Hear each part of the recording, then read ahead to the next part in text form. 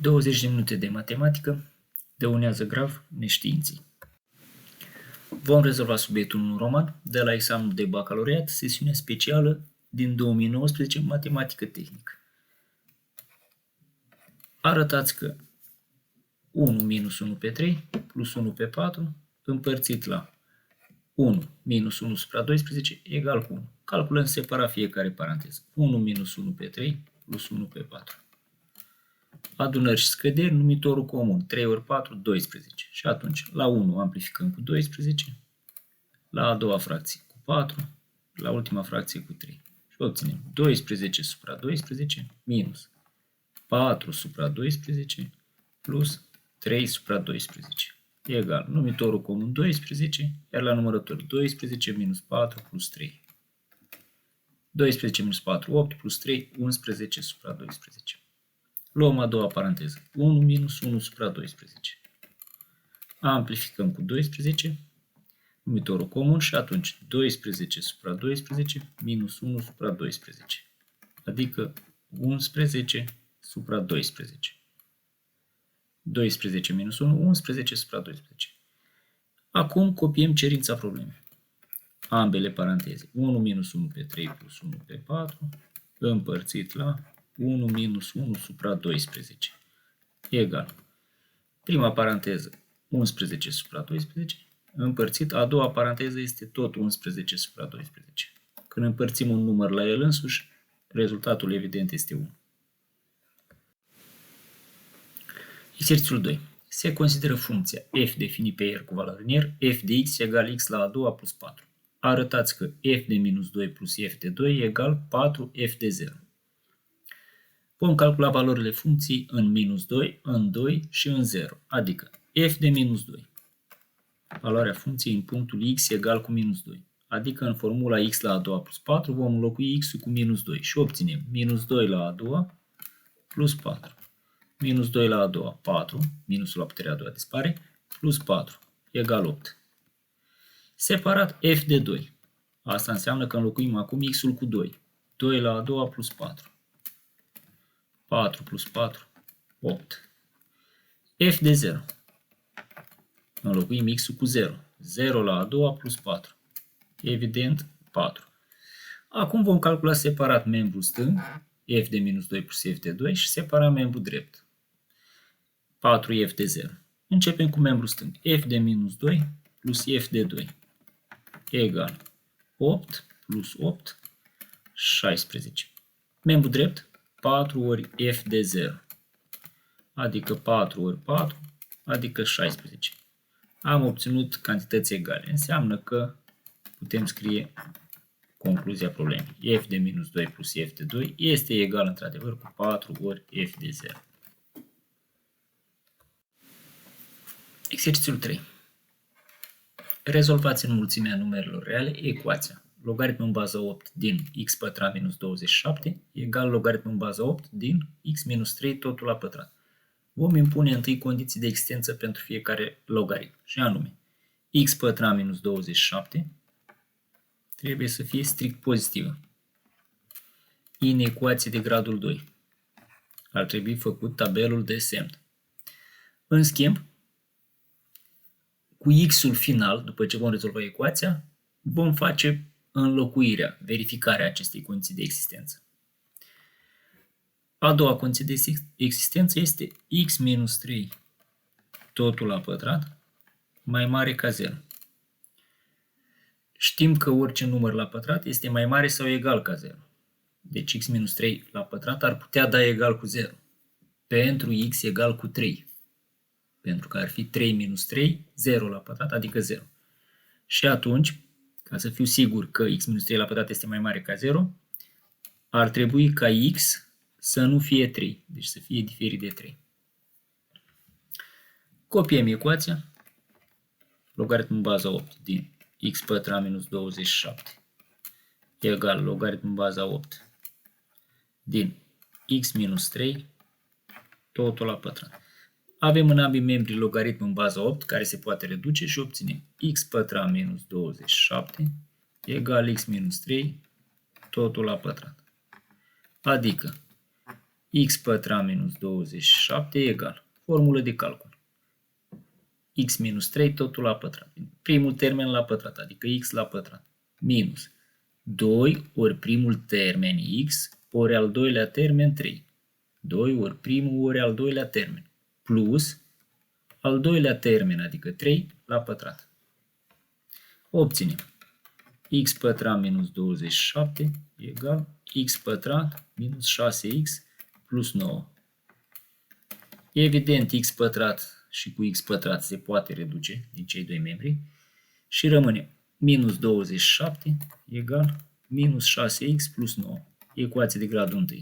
Aducem x în primul membru, numerele în membru drept și obținem 6x, am trecut cu semn schimbat, egal 9 plus 27. Adică 6x egal 36. Adică x egal 36 împărțit la 6, obținem 6. Acest x va trebui să verifice condițiile de existență puse la începutul problemei. Condițiile de existență. Condițiile de existență ale logaritmilor. Și atunci putem scrie verificarea condiției de existență. Verificarea condiției de existență. Două puncte. Înlocuim x cu 6 și obținem 6 la pătrat minus 27 ar trebui să fie mai mare ca 0. Echivalent 36 minus 27 mai mare ca 0. Echivalent 9 mai mare ca 0. Evident, adevărat. Iar a doua condiție spunea ca x să fie diferit de 3. X-ul nostru este 6. Evident, 6 e diferit de 3. Adevărat. Deci, x egal cu 6, soluția găsită verifică ambele condiții de existență. Înseamnă că este soluție pentru ecuația noastră. Soluția este 6.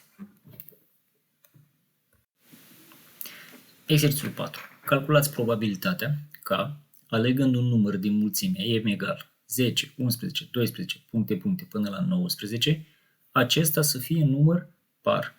Reamintim formula de calcul pentru probabilitate. P mare, probabilitatea, egal cu numărul cazurilor favorabile producerii acelui eveniment supra numărul cazurilor posibile sau totale. Mergem separat să arătăm cazurile favorabile. Cazuri favorabile. Asta înseamnă că din mulțimea M mare trebuie să extragem numerele pare. Numerele pare înseamnă care au ultima cifră 0, 2, 4, 6 sau 8. Sau cu alte cuvinte, numerele care se împart exact la 2. 10, 12, 14, 16, 18. Le scriu la cazuri favorabile. 10, 12, 14, 16, 18. Le numărăm. Deci, numărul cazurilor favorabile. Numărul cazurilor favorabile. Egal 5 cazuri. Separat scriem cazurile totale. Asta înseamnă mulțimea M mare. Adică toate elementele mulțimii M mare. 10, 11, 12, puncte, 19. Le numărăm și pe acestea. Numărul cazurilor totale. De la 10 până la 19 sunt 10 numere. De la 11 la 19 sunt 9 și cu 10 din față sunt 10 numere. Și atunci revenim la calculul pentru probabilitate. Probabilitatea e egal cu 5 cazuri favorabile supra 10 total. Putem simplifica prin 5 și obținem 1 supra 2. Problema 5. În reperul cartezian x, y se consideră punctele A mare de coordonate 4, 3 și B mare de coordonate 8, 3. Determinați coordonatele punctului C mare, știind că punctul B mare este mijlocul segmentului AC. Deci, știm coordonatele punctului A mare, XA4, iar YA3. Știm coordonatele punctului B mare, XB8, YB3. Și trebuie să aflăm coordonatele punctului C, știind că, trebuie aici atenție, B este mijlocul segmentului AC. Deci este mijlocul lui AC. atunci înseamnă că putem aplica formula de la coordonatele mijlocului, numai că în loc să aplicăm pentru xm și ym, aplicăm pentru xb și yb, pentru că b este mijlocul. Și atunci obținem xb este egal cu xa plus xc supra 2, media aritmetică a x-urilor capetelor segmentului. La fel la y. Yb va fi egal cu yk plus yc supra 2. Pornim cu prima ecuație. Xb egal prima relație. Xa plus xc supra 2. Vom înlocui coordonatele cunoscute. În loc de xb, 8 egal. În loc de xa, 4 plus. În loc de xc. Nu-l cunoaștem pe xc, trebuie aflat. Coordonatele punctului C mare trebuie aflate. Supra 2. Rezultă 8 îl putem înlocui cu 8 supra 1 și obținem 4 plus xc supra 2 egal 8 supra 1. Am copiat membrii în ordine inversă, ca să am necunoscut în membru stâng. Și acum, produsul mezilor egal produsul extremilor, adică 4 plus xc înmulțit cu 1, deci produsul pe diagonală. 4 plus xc înmulțit cu 1 rămâne tot 4 plus xc. Egal cealaltă diagonală 8 ori 2, adică 16. Rezultă xc egal 16 minus 4, adică 12. X-ul punctului C este 12. Folosim relația cu Y acum. YB egal YK plus YC supra 2. Și înlocuim coordonatele cunoscute. În loc de YB 3 egal cu YK 3 plus YC trebuie să-l aflăm supra 2. Copiem invers cei doi membri, adică 3 plus YC supra 2 egal, ar fi 3. Vom pune 3 supra 1. Rezultă aceeași proprietate. Produsul mezilor, adică pe diagonală, 3 plus YC înmulțit cu 1 rămâne 3 plus YC egal cealaltă diagonală, 3 ori 2, 6. De aici obținem imediat YC egal 6 minus 3, adică 3. Atunci punctul C mare va avea coordonatele 12 x-ul și 3 y-ul. Problema 6. Arătați că cos pătrat de 30 de grade plus sin pătrat de 60 de grade minus 2 ori cos de 30 de grade ori sinus de 60 de grade egal 0.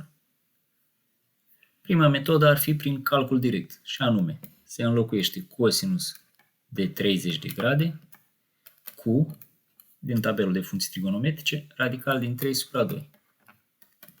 Iar sinus de 60 de grade, tot radical din 3 supra 2. Și se fac calculele membrului stâng și în final vom obține 0. Altă metodă, pe baza formulelor de calcul prescurtat, și anume, copiem membrul stâng, cos pătrat de 30 de grade, plus sin pătrat de 60 de grade, minus 2 ori cos de 30 de grade, ori sinus de 60 de grade. Egal, ordonăm un pic termenii și atunci cos pătrat de 30 de grade lăsăm.